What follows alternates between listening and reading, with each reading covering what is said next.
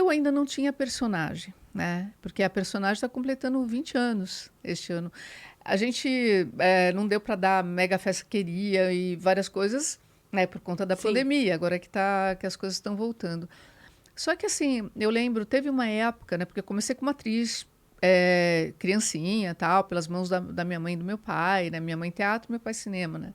Na adolescência já criei asas próprias, já fui trilhar meu caminho, né? Mas, então, eu trabalhei nessa época durante alguns anos como modelo e manequim, né, no caso, né, mas por causa de convites, não era uma coisa que eu queria, as pessoas começaram a convidar e eu fiz. Você acredita que vocês acreditam que eu peguei alguns trabalhos, porque eu sempre gostei muito de sobretudo, bota, chapéu, não sei o quê, peguei alguns trabalhos por causa de um estilo europeu e já meio remetia a Vamp sem eu saber que remetia a isso. Portanto, eu tenho dúvidas de desde quando ela habita em mim e eu não sabia. É estranho isso, com o negócio de personagem, né? Personagem que acaba, parece que meio que toma. As pessoas te conhecem mais pelo teu personagem do que quem está atrás do Sim, personagem, né? sim. Como aconteceu com meu pai também, né? O José Mujica Marins, muita gente não sabe quem é, né? Agora, Zé do Caixão, a maioria das pessoas, né, tipo, conhecem quem é o Zé do Caixão. E sempre houve uma confusão.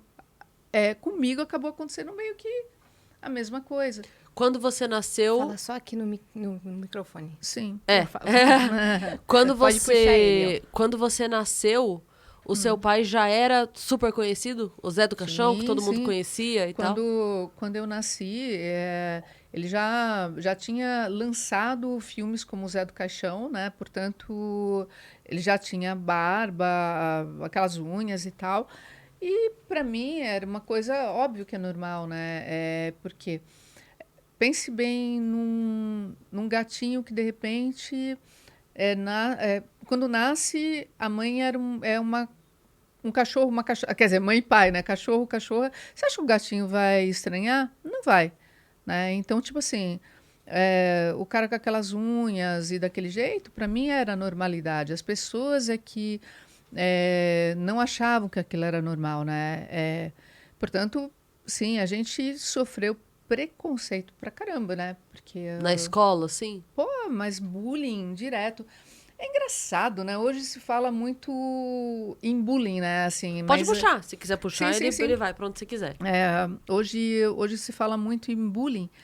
É, mas assim, sinceramente, eu acho que muitos são bem mais leves até do que a gente sofria, mas ninguém falava em bullying na época, né? Tipo assim, criança, quando dá para ser maldosa também É né? verdade. E assim, as criancinhas cercavam assim e ficavam, Zé da Caixinha, Zé da Caixinha. Olha, nem era isso pro meu irmão, era para minha irmã, e para mim era Zé da Caixinha, sabe assim, tipo, se fosse mulher, se fosse homem, e várias criancinhas. E não era assim, cercavam os irmãos quando estão juntos. Não, cercava uma criança separada, né? Sim. Então não tinha ninguém assim para defender, né?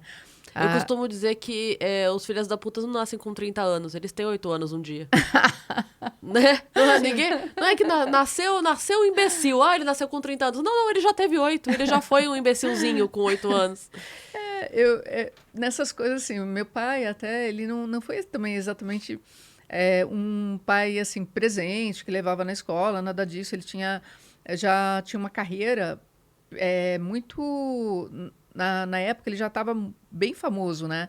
Então tinha muitos compromissos, tal, então não pegava, levava em escola, tal. Então a única coisa que eu sinto, não sinto essa coisa do o pai ausente e tal. Na adolescência a gente já mudou assim de figura, né? Eu acabei virando mais a mãe do meu pai na adolescência. Ele passou por fase de alcoolismo, umas coisas assim. E o que acontece? Na minha infância, eu só gostaria que um dia ele tivesse me levado à escola, ou pego, né? E chegasse para as criancinhas assim.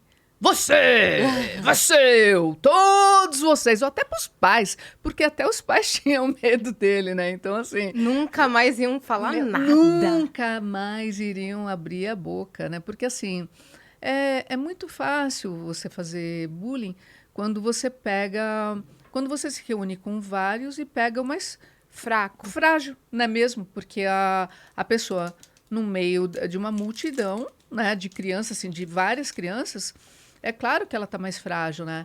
Agora, nunca chegou uma criancinha sozinha, entendeu? Para pegar e falar alguma coisa comigo. Aí, então, eu acho assim que começa a raiz do bullying é até a covardia. E tá indo mais além. Vejam os haters da internet. Tá, é muito fácil você atrás de um computador, você pegar, né, de um computador, de um celular, você pegar e digitar palavras de ódio, né, e tá, falar, alguns são fake, outros não, por aqui eu sou o ferradão, aqui eu sou, tá, ok, né, ou a ferradona, né, mas aí... Ninguém chega para você pessoalmente para trocar uma ideia. Não. E isso eu estou falando geral, né? Estou falando com todo mundo. As pessoas, primeiro, eu acho que muita gente perde uma oportunidade muito grande de conhecer a outra pessoa, né? Porque você olha uma aparência e você já começa a julgar e você já começa assim a emitir palavras de ódio sem você sequer tentar conhecer a pessoa. Eu acho isso uma sacanagem, sabe? Das grandes. Começa por aí, né? Então, eu acho que ela está perdendo uma oportunidade de conhecer essa pessoa e, ao mesmo tempo, está sendo covarde e escrota. Sinceramente, é a minha opinião, né? Não sei, vocês. Mas é verdade. É isso verdade. mesmo. Você ainda recebe muito ódio virtualmente? Olha, Tem gente que não entende, né, o seu trabalho.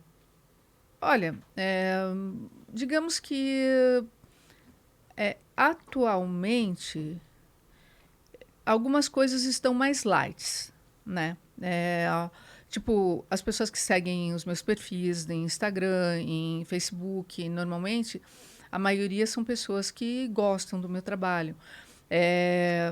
Mas o que eu já escutei de coisas que de repente, bem desagradável, mas aí eu acho que tem a ver até com... Aí não é nem a questão do meu trabalho, porque meu trabalho pode pegar, às vezes, em algum fanático ou fanática religiosa que, de repente, confunda a ficção com realidade, alguma coisa assim.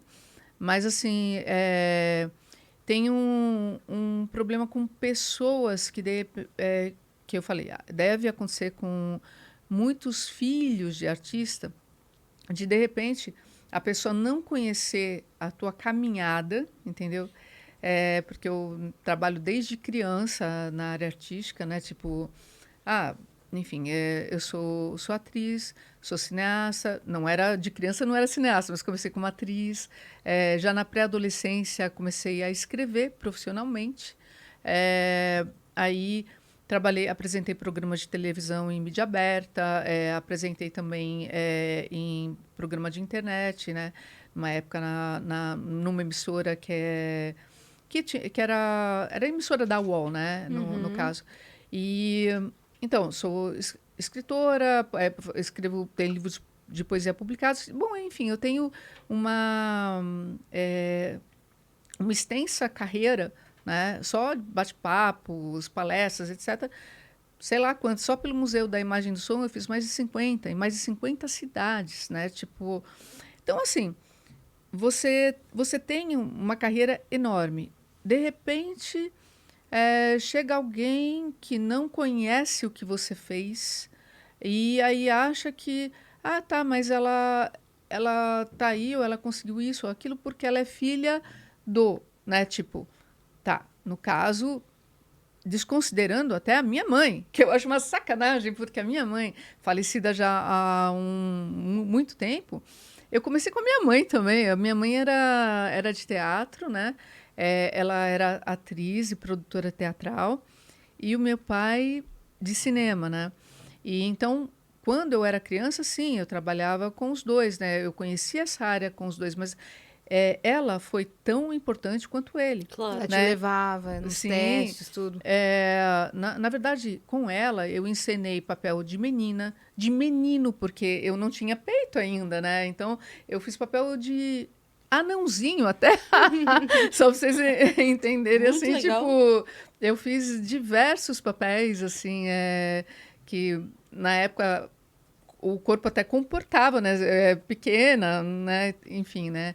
E então, e isso aí para mim foi uma experiência com a minha mãe. Assim, a gente encenava tanto nos grandes teatros quanto também levava teatro para periferias, né? Já o teatro já, assim, a peça já era vendida para escolas, né?